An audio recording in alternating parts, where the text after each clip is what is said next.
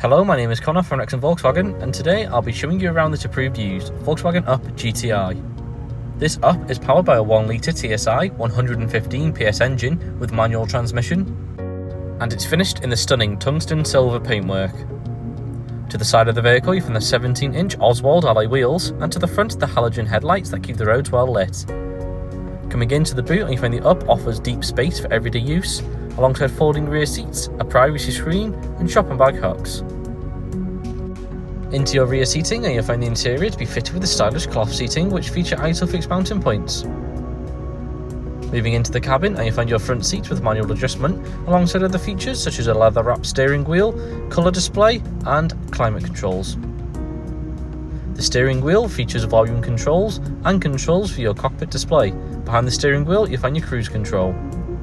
Moving on to the colour display, you can tune into FM and DAB channels through the radio feature. There are also other ways to listen to media, such as AUX and Bluetooth connectivity. You can also connect your mobile device for hands-free use whilst on the road. Above the display you find your car's climate control system with heated front seat functionality.